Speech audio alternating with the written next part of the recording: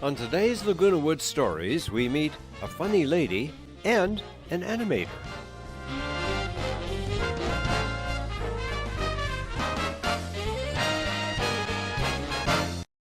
Well, we're thrilled to have with us in our studio today Joy Sims. Hi. And Joy Sims is the funny lady of Laguna Woods. And Joy, most of us have been to Comedy Club and have seen your little 10-minute introduction to Comedy Club every week. And, don't fully trust everything you say then and there because I know it's derived from your life, but enhanced, I think, a little bit. But you're always funny and clean and good. It's all true. It's all true. All right. What I'm saying. I don't know what I'm saying. Okay. Where did you start this journey? Where were you born? Where are you from originally? I originally was born in Colby, Kansas, and I think I started at the Kansas City Square Dance House when I was about 2. Really? Then I had an Italian family that liked show business, and I had a French family that didn't, but the Italian family used to let me tap dance on the bar and pass the hat. They were a lot of fun. Yeah. Okay. How did you happen to come out to Hollywood? What brought you here? My mother and I decided to move to California. Okay. And for a while we stayed in the Wilshire district. Now, did you just decide to move because California was appealing, or? Well, we hated Kansas. Okay.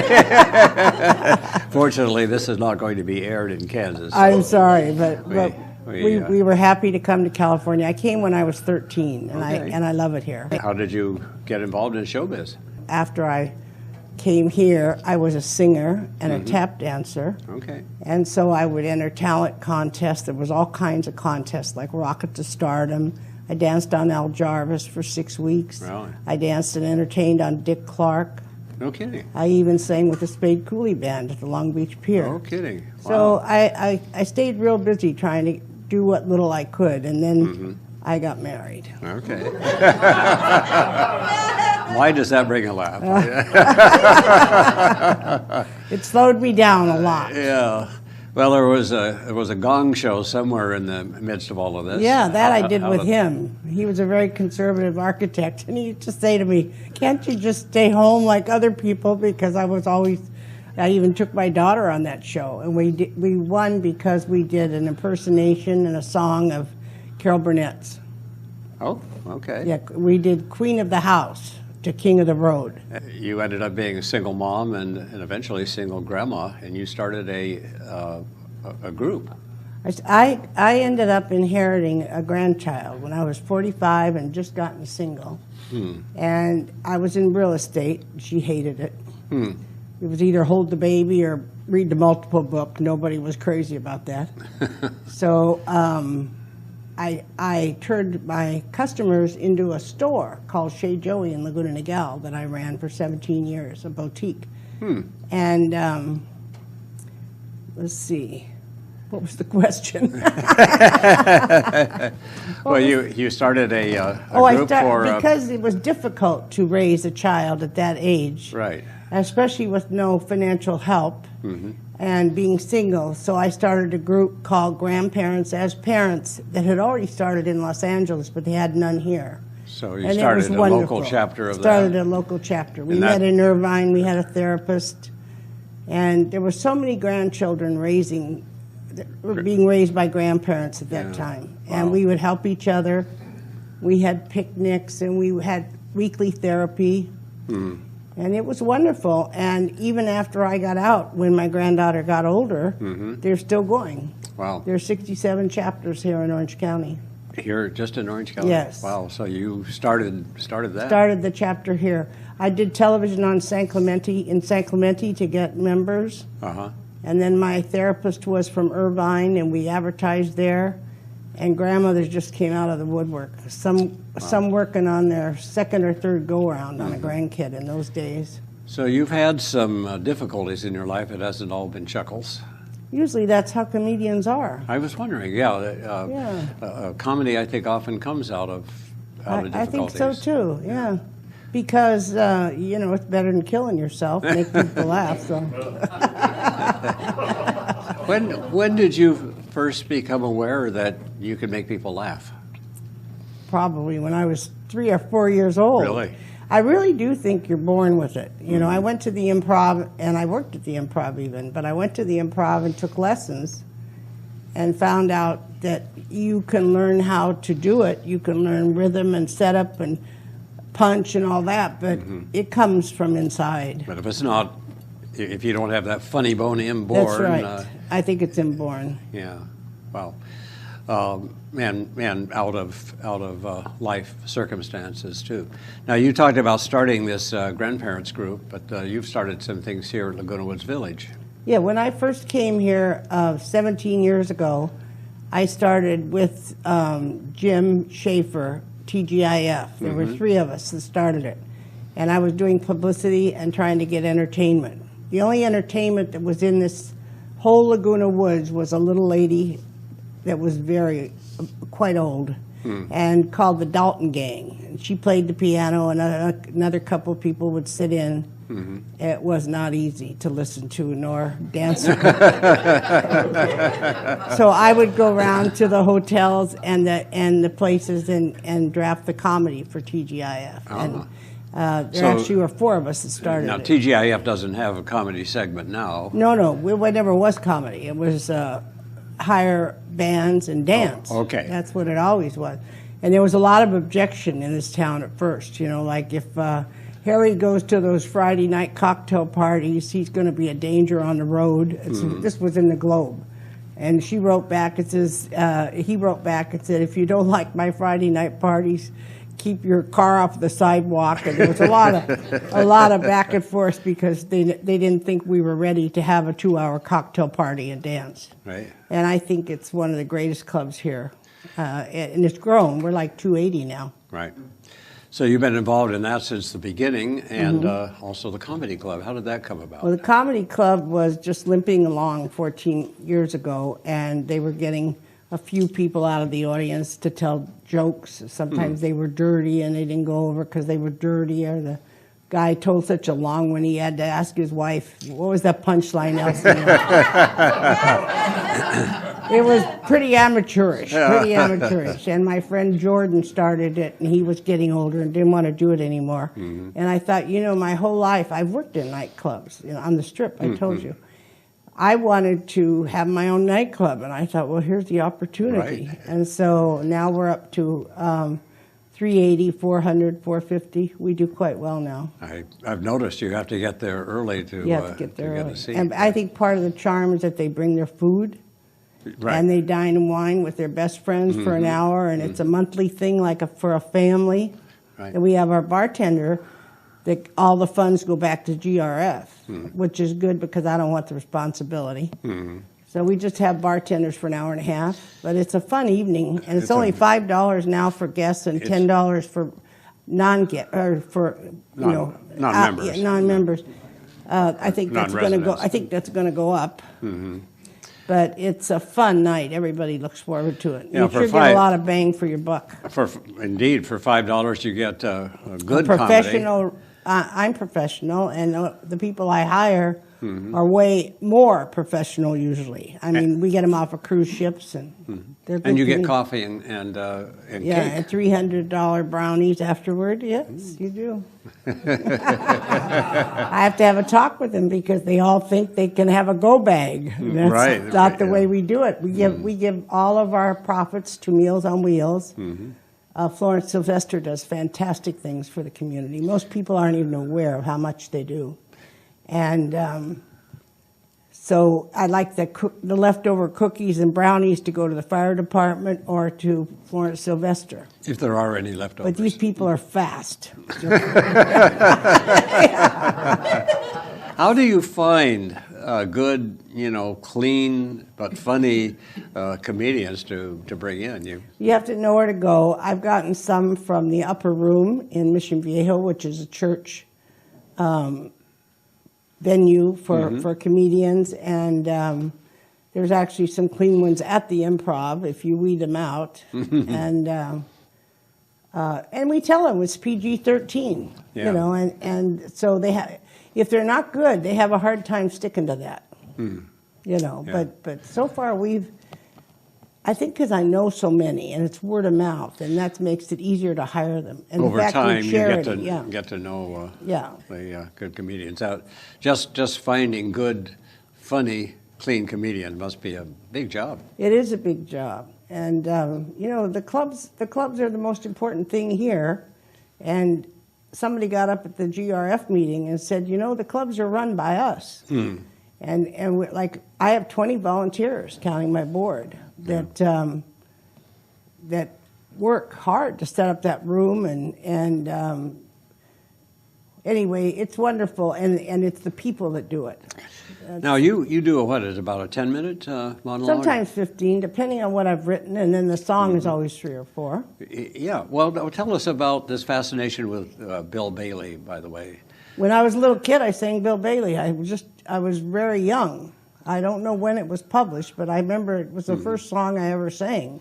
So I you didn't even know what a theme song was, but it was mine. You didn't used to date a Bill Bailey or anything? No. Okay. I've noticed you use some other things too, but I got 3 songs. Three and the songs. reason is I don't want to have to concentrate on them, and I know them so well, and I can have a couple glasses of wine, and I know I'm not going to forget the words. That's the true story of the songs. Okay, I believe it. How do you see the humor in ordinary life? Because your monologues usually based on things that have happened in the last week or so. It's so easy, especially in this community, you know? Like, I was at a beauty shop the other day. Actually, it was a barber shop over there by Polly's. And there was all these women. One was 99 years old, and I'm watching them all, and I'm listening to their conversation. And one got up, and the other one said, "You get up so much better than me. What is that about?" And she just looked at her. But, you know, it's just fun listening. And people, will, when the husband and wife go in the doctor's office, I get out my pen right away. Because that's going to be funny. But things in real life are the funniest. And Laguna Woods is a real chuckle. Right. If you have the kind of slightly bent mind to see the humor in You it. need to have a little bend, yeah. Oh, what's coming up? We have my favorite coming up. His name is Don Friesen. And he's a young guy, but he sets well with the older people and the boomers. Okay. That's another problem at the comedy club. You got to entertain the boomers who really like it to be a little R. And you got to entertain Saddleback Church, who's sitting right there in front of me, and they want PG-13. We had a bad experience at the last performance where What somebody happened? came. I'd watched this man at the Improv. I watched him on film. He probably was at 50-something, and he came there, and I think he was stoned, just really bad. And 135 people in mass got up and left. Wow. That has never, ever happened. In fact, in 12 years, we've only had 3 lemons, and he took the cake. Wow. I wish I hadn't have paid him. Yeah. But I was thinking I have a contract I have to, you know. Now I'm trying to get the money back, but to no avail. Right. And he doesn't need to write you and ask for a letter of reference, I bet. Oh, I let him know that. In fact, he's probably moving as we speak. Okay. Yeah. Because it's a tight-knit group here with Orange County comedians, you know. Well, thank you, Joey. Thank you.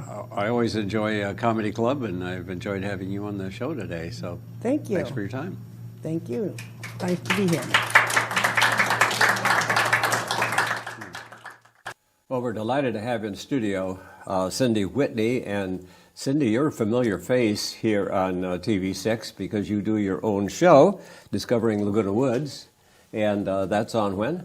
It's on Wednesday mornings at 9:30. 9:30, a couple of hours before this show airs at noon on Wednesdays. There you go. Fun to have you here because we're turning the tables on you. You're usually behind the mic, directing questions at other people, and today you're in the hot seat. We're going to throw some questions at you. Okay. Are you ready? I believe I am. Okay. You had a career with Disney in Hollywood. How did that happen? Exactly. It's a wonderful blur to me at this point, Tom, to be honest with you.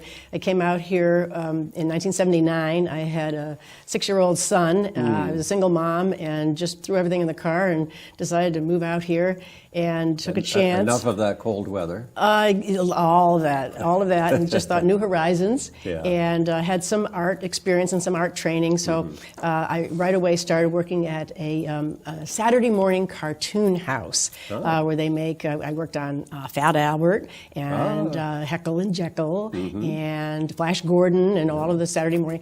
And that was a hard place to work because you had to turn out a number of drawings per day. Wow. But I kept applying at Disney, which was right down the street, and I could see it from my window. And I just thought I want to work at Disney, so I applied. Well, you and everybody else who worked in the animation industry wanted to work at Disney, right? Exactly. Yeah. So I thought, well, I didn't stand a chance.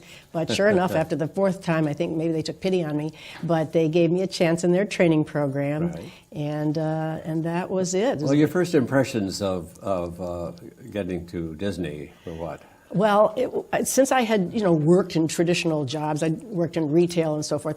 I was used to a traditional work environment. I wasn't prepared for the fact that as you work among these artists, you're going to have creative types for sure. Spitball wars, water balloon fights, people dribbling a basketball up against your cubicle wall. And I sat there and I thought, when do these people work? Wow. And what I realized very shortly was this is the work process here, and it's available to me. So we had, dressed like a pirate day, dressed like a gorilla day. I mean, it was insane. You were at Disney for a number of years. 24 years. 24 years. Wow, that is a number of years. It is. And what projects did you work on? Probably a lot, but which ones stick out in your mind? Well, it wasn't exactly the golden era when I started there. It was Fox and the Hound, the Great Mouse Detective, the Black Cauldron. But then I worked on Oliver and Company. And then the final film that I worked on was The Little Mermaid. And Little Flounder was my character. But after that was about 12 years. So then I transferred over to the consumer products division because somebody had a bright idea. What if we made some stuff to these animated films? And somebody said, you think? Yeah, right. $5 billion division of came out of that with ESPN and 700 Disney stores all over the country. Everything, over the world. Yeah. And it just was this massive growth. They sent me all over the world, finding these people, training these people in these regional offices. Yeah. And it was so exciting. Did you work on some of the products, or did you work on marketing them? Or all of them? Yes, I worked on designing them and working with all the different licensees, from watches to towels. I mean, just every conceivable way that you can make. So you were more at the corporate level than at the creative level, I guess. Or different kind of creativity. Different kind of creative. Yes, I cried when they wheeled out my drawing table, and I had a couch in there now. So it was very different. But then as I went and trained and recruited these various artists, that was creative again, because we were getting down to the rudiments of the characters and their designs and so forth. Now you said Flounder was your character. What do you mean by your character? Well, that's the character that I spent the most time on. Okay. Okay. It's his little fin. As an animator, to what extent are you actually creating the look of the character as you work with the director, and the director has sort of a vision for this scene. Like, this is the scene where Ariel is going to swim out through this porthole, and Flounder's going to follow after her shortly, and there's going to be this massive bubbles, and they're going to dissolve into something. So you sit there and you work this out with the director. You go back to your desk and you start plotting out frame by frame. Each frame is 1/24th of a second. So you have a separate drawing for each frame? Every single one. Wow. And there was a lot of carpal tunnel animation. So you start with a pencil drawing? Yes. Yeah, and then you check that to make sure it works? Well, you rough it out. Rough meaning almost like scribbles, and you look at that on a machine that shows you how fast that's moving. Does it look right? Is it smooth? Is it doing what the director What's the hardest part in getting an animation right? Smoothness, or Is it cohesive with the other characters that might be in the scene? yeah. Is it working with the background that has already been established in a layout frame? So you actually have boundaries, which is helpful to an artist. Most artists ask, what boundaries do I have? How much time do I have? How much space do I have? And then I'll be very creative within those boundaries. But once you do that and you find that everything's working within that, then you finish it up and it goes into the work reel. And So you start with a pencil drawing of it, and you do everything on paper first, and that goes into what we call the work reel, which is the film itself is now starting to take shape. The whole thing is going to be probably 90 minutes in length, and so it's taking shape. And as each one of these scenes has been final approval, it's all each drawing has to be cleaned up too, and that means that one unvariegated line around every single character. That's approved. Then it goes. At that time, we still had cell painters. Those were the predominantly women who turned the drawing over, had been Xeroxed onto a celluloid sheet, and they draw a line around it in color, and then paint in like a paint by numbers. I suppose as a little girl, you discovered you could draw.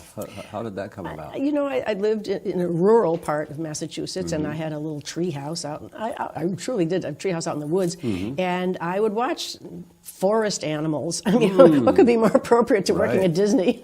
There were deer and rabbits and squirrels and things like that, and I drew them a lot. So there was an interest there, and that sort of I was reminded of that when I went back to my studies of where does creativity come from?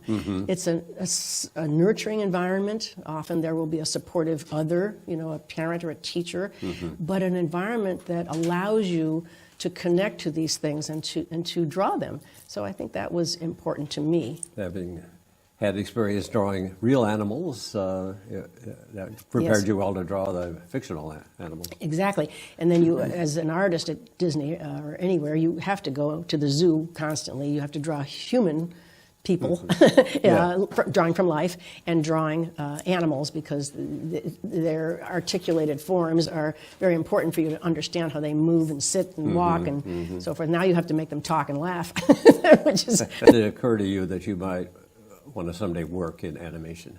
When I got out to California, I mean, there's no possibility of that back east, because there was, it wasn't available. That's where they were not doing animation. They were not doing it, and so I had no real reference. But when I came out, and I thought, well, that's something I could do with my art skills. Now, a number of years ago, animation made a huge turn. It was kind of gradual, but went from paper and pencil to computer. But we all know that it isn't the tool that you use, it's the story. If you don't have a story, you don't have a film. And even if you're using a computer to move the characters and whatnot, somebody has to create those characters, and that starts out on paper and pencil, I assume. Yes, it does. It does.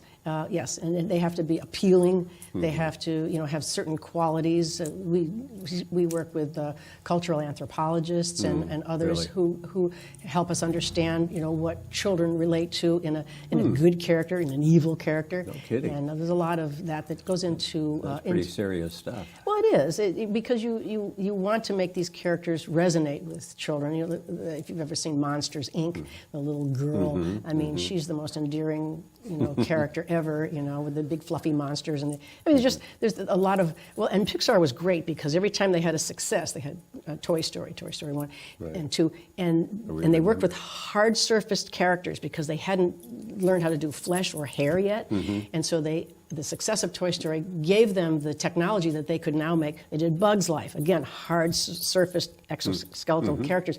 Then they discovered they could do fur. Monsters, Inc. Everything was furry. So, and they invested their money into new technologies to make it more successful. And these days we see a lot of animation that we don't even recognize as animation. There's so much animation stuck into live action movies these days. Everything has and we don't CGI. No, we don't. I mean, that church isn't in that scene. That hill isn't in that ocean isn't in that scene. I mean, look at Game of Thrones. Nothing's in the scene. And that character jumping off a cliff or whatever. Yeah, there's no cliff there. It's all done digitally, but it's so seamless and so believable. They just do a magnificent job. Now, somewhere along the line, you decided you want to go back to school and get a doctorate. I did. When I was still working at Disney, I had gone and I was in my master's in human development and working on creativity, and there was a real downturn at Disney, unfortunately. Having to do with that digital animation. Well, thing, it had to partly, do I with, just the economy and the Disney stores, and just things just weren't happening. And so, as a successful corporation, they had a massive layoff, and I got caught up in that, and I didn't take it personally. Good. But I said, I'm just finishing up my master's and the doctorate. I'm in the stride of learning. I've carved out a learning space in my life. I'm going to keep going.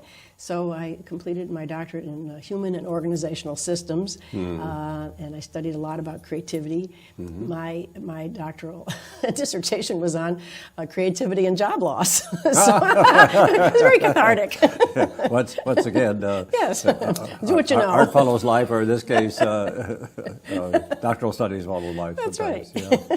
That's right. We're going to be teaching I'm going to be teaching a little short course on animation, kind of animation for fun. Yay. Do you ever do any animation anymore? No, just it's no for the fun. heck of it? No, I'm kidding. That would be great. That would be great because animation, I think, adds a certain level of appeal to pretty much anything that you do, and it's great for storytelling, and it's a great way to express yourself. And it really is relatively easy Hey. working with clay, working with clay, or working with models or puppets or stop motion things, and Yes. and it's fun. It's a great hobby. 1,000 years ago, when I was just starting out, I went to a school over in Rowland Heights. They had a little claymation class that they had on Saturday mornings. It was an elementary school, and this teacher asked a couple of us from Disney if we could go over there. And they didn't have the heat on there. We were freezing cold. We had our big puffy jackets on, and the clay was like rocks. And these poor little kids were trying to warm up the clay, and they made these little characters, and then they put the bright lights on them to shoot their little films, and the clay would melt over like that. And their little hands are going and trying to prop it up. Every frame had a little tiny hand in it. But God bless them. They did a great job. They made these little films, and we judged them, and we gave them all awards. Well, one of these young artist, John Ramirez, he became an animator at Disney. He has since moved on from that career, and now he's designing and creating floats for the Rose Parade. Oh, my It's an goodness. amazing life story, just from that little claymation class. A You never success know. story from your one appearance. Well, yeah, right. But you Must have really inspired him. No, I know. I went there for weeks, but it was okay. great to see, and that's just one. I don't know. There may be many stories. As a professor, I know you've taught a lot of college classes, and it's fun to see your students do well. So It's the best. Very satisfying. It is the best. Yeah, so- Absolutely. Well, we've really enjoyed this time with you, Cindy. Thank you for coming in. Oh, it's my pleasure. And our guest has been Cindy Whitney, who does a lot of things here in the village, not the least of which is Discovering Laguna Woods, which is on every Wednesday morning at 9:30. Am I right? Yes. Thanks again, Cindy. Thank you, Tom. Thanks for watching. And if you have an interesting story or know someone who does, email us, LagunaWoodsStories@gmail.com.